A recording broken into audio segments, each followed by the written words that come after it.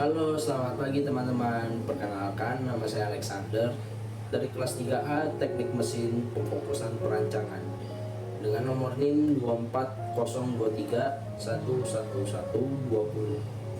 Pada kesempatan kali ini, saya akan memaparkan hasil ujian tengah semester saya yang bertemakan Buddhism and Society Problem ataupun permasalahan sosial dalam perspektif Buddhisme. Topik yang akan saya angkat di sini adalah fenomena pencurian di masyarakat modern. Topik ini saya ambil karena pencurian bukan hanya sekedar persoalan hukum yang diatur oleh negara, tetapi juga persoalan moral, sosial, dan spiritual yang menyentuh kehidupan manusia secara mendalam. Pencurian merupakan salah satu tindakan yang paling sering kita dengar dalam kehidupan sehari-hari, mulai dari kasus pencurian kecil di lingkungan rumah tangga, pencurian kendaraan bermotor, hingga pencurian yang lebih kompleks seperti korupsi dan juga kejahatan siber. Fenomena ini menunjukkan bahwa kejahatan mencuri bukan sekedar tindakan mencari keuntungan, tetapi juga cerminan dari ketidakseimbangan batin manusia. Lalu yang melatar belakangi masalah ini adalah dalam ajaran Buddha, setiap perbuatan buruk berakar dari 3 racun batin utama, yaitu lobha atau bisa disebut keserakahan, dosa yaitu kebencian, dan moha yaitu kebodohan. Ketiga hal ini menjadi sumber penderitaan yang menjerumuskan manusia pada tindakan tidak bermoral, termasuk juga mencuri. Jika kita perhatikan, berita tentang pencurian muncul hampir setiap hari di berbagai media massa, mulai dari pencurian sepeda motor, pencurian uang, hingga perampokan toko dan juga rumah warga. Namun yang menarik di sini, tidak semua pelaku berasal dari kalangan orang miskin. Justru sebaliknya, ada banyak kasus di mana pelaku memiliki pekerjaan, pendidikan tinggi, dan bahkan status sosial yang cukup baik. Hal ini menunjukkan bahwa pencurian tidak selalu disebabkan oleh kebutuhan ekonomi semata, tetapi juga karena rasa tidak puas, keinginan berlebih, dan lemahnya pengendalian diri. Dalam masyarakat modern sendiri, tekanan sosial dan gaya hidup konsumtif seringkali mendorong seseorang untuk melakukan tindakan curang demi memenuhi gengsi atau kebutuhan yang tidak realistis. Budaya membandingkan diri dengan orang lain di media sosial juga memperparah hal ini. Seseorang yang biasanya merasa tertinggal mungkin memilih jalan pintas tanpa memikirkan akibat moral dan juga spiritual dari tindakan yang dilakukannya. Kemudian ajaran Buddha mengenai pencurian dan moralitas. Dalam Pancasila atau 5 latihan moral dasar dalam Buddhisme, terdapat 5 sila, dan dalam sila kedua berbunyi adinadana weramani sikapadam samadiyami, yang berarti aku bertekad untuk melatih diri menghindari sesuatu yang tidak diberikan. Makna dari sila ini bukan sekedar larangan untuk mencuri barang orang lain, tetapi lebih dalam lagi, sebuah latihan untuk menumbuhkan rasa hormat terhadap hak milik orang lain dan mengembangkan kejujuran. Dengan menahan diri untuk tidak mengambil apa yang bukan milik kita, kita sebenarnya sedang membangun karakter moral, percaya diri, dan juga kedamaian batin. Sang Buddha juga menekankan bahwa setiap tindakan berawal dari niat ataupun cetana. Jika seseorang dilandasi oleh keserakahan, maka hasil yang akan dilakukannya juga membawakan penderitaan.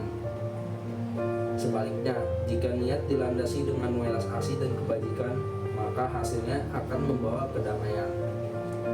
Oleh karena itu, sila kedua bukan hanya sekedar tindakan fisik mencuri, tetapi juga tentang menjaga pikiran agar tidak dikuasai oleh keinginan memiliki dengan tidak sehat ataupun secara berlebihan.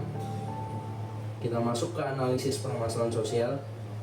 Jadi jika kita lihat dari sisi sosial, ada beberapa faktor utama yang menyebabkan seseorang melakukan pencurian, yaitu yang pertama, ketimpangan ekonomi. Jadi di Indonesia banyak sekali masyarakat yang hidup di bawah garis kemiskinan, di mana mereka masih berusaha untuk berjuang hanya untuk kehidupan sehari-harinya, sedangkan sebagian lainnya hidupnya bergelimangan harta dan bahkan hidupnya sangatlah mewah. Kondisi ini menimbulkan rasa iri, rendah diri, dan juga dorongan untuk memiliki apa yang tidak bisa dicapai dengan cara yang jujur. Inilah menyebabkan kasus pencurian meningkat karena kondisi tersebut. Kemudian yang kedua, adanya lemah pendidikan moral dan juga spiritual. Di mana di era modern ini, pendidikan justru lebih berfokus pada pengembangan kemampuan akademik dan juga pencapaian material, yang menyebabkan pendidikan moral sering terabaikan dan juga nilai kejujuran, tanggung jawab, dan empati semakin luntur. Biasanya anak-anak tumbuh dalam lingkungan yang menilai kesuksesan dari kekayaan, bukan dari kebajikan. Itulah yang melatar belakangi kasus pencurian yang sangat tinggi ini. Kemudian yang ketiga, pengaruh gaya hidup konsumtif. Media sosial membuat orang mudah membandingkan hidupnya dengan orang lain. Jadi ketika seseorang merasa tertinggal seperti orang yang lain memiliki hidup yang lebih baik daripadanya, maka akan muncul rasa iri hati, kemudian tidak puas dan ingin cepat kaya tanpa kerja keras. Dari sinilah niat mencuri itu bisa muncul. Dalam pandangan Buddhis sendiri, semua faktor ini bentuk penderitaan batin yang muncul dari tanha, atau bisa kita kenal sebagai kehausan atau keinginan yang tidak ada habisnya. Dari tanha ini, seseorang biasanya yang dikuasai oleh tanha akan selalu merasa kurang, dan semakin ia berusaha memuaskan keinginannya, semakin besar juga penderitaan yang akan dialaminya. Lalu bentuk pencurian modern, di mana di zaman sekarang ini pencurian tidak selalu berarti mengambil barang secara fisik. Bentuk-bentuk baru seperti pencurian data, manipulasi digital, dan juga korupsi merupakan manifestasi modern dari tindakan yang sama. Di kantor, bisa saja seseorang mencuri waktu dengan berpura-pura bekerja dan menggunakan fasilitas kantor untuk kepentingan pribadinya. Kemudian dalam dunia akademik, menyontek ataupun menjiplak karya orang lain, di mana itu merupakan bentuk pencurian intelektual dan juga plagiarisme. Kemudian korupsi. Hal ini sangatlah sering terjadi di Indonesia, apalagi para pejabat yang duduk di kursi pemerintahan. Korupsi sendiri merupakan pencurian terbesar karena melibatkan kepercayaan publik. Dana yang biasanya digunakan untuk kesejahteraan rakyat justru disalahgunakan untuk kepentingan pribadi para pejabat tersebut. Akar masalahnya tetap sama, keserakahan dan ketidaksadaran akan akibat buruk dari perbuatannya sendiri. Dalam Dhammapada ayat ke-66, Sang Buddha sendiri bersabda, orang bodoh yang berbuat jahat tidak menyadari akibatnya. Ia seperti dibakar oleh api yang diciptakannya sendiri. Dari hal tersebut memiliki makna jelas bahwa penderitaan akibat perbuatan buruk tidak datang dari luar, tetapi justru datang dari batin yang kotor oleh keserakahan dan juga kebencian. Kemudian apa solusi untuk menurut ajaran Buddha? Solusi dari ajaran Buddha sendiri yaitu tidak sekedar melarang perbuatan jahat, tetapi juga memberikan jalan untuk menumbuhkan kebajikan. Jadi Buddhisme selain melarang, mereka juga memberikan panduan ataupun jalan untuk terlepas dari dosa tersebut. Yaitu yang pertama, pendidikan moral sejak dini. Anak-anak mulai perlu diajarkan tentang kejujuran, rasa cukup, dan empati terhadap orang lain. Sekolah dan keluarga seharusnya dapat bekerja sama untuk menanamkan nilai sila kedua dalam keseharian. Misalnya dengan membiasakan anak dengan menghormati hak milik teman dan juga tidak mengambil sesuatu tanpa izin. Kemudian yang kedua, praktik dana ataupun kebajikan memberi. Dari praktik dana ini Seseorang bisa melatih diri untuk mengikis keserakahan. Mereka memberi tidak harus berupa uang, bisa juga mereka memberikan tenaganya, waktunya, dan juga perhatiannya. Ketika seseorang terbiasa memberi, biasanya ia akan belajar bahwa kebahagiaan sejati tidak hanya berasal dari memiliki, tetapi juga berbagi kepada sesama makhluk hidup. Yang ketiga, melatih meditasi dan juga kesadaran diri. Meditasi membantu kita menyadari dorongan negatif dalam pikiran. Ketika muncul keinginan untuk mengambil sesuatu yang bukan milik kita, meditasi membantu menenangkan pikiran dan juga melihat akibat dari niat tersebut sebelum menjadi sebuah tindakan. Kesadaran ini adalah benteng moral yang kuat dalam menghadapi godaan dunia modern. Kemudian yang keempat, memperkuat nilai komunitas dan kepedulian sosial. Vihara dan organisasi Buddhis biasanya berperan besar dalam mengurangi pencurian dengan menciptakan lingkungan sosial yang saling peduli.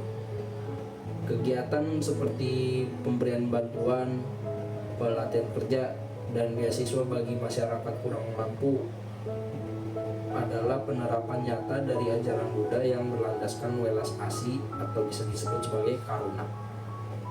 Kemudian penerapan kehidupan sehari-harinya, di mana dalam kehidupan pribadi kita dapat menerapkan sila kedua itu dengan hal-hal sederhana.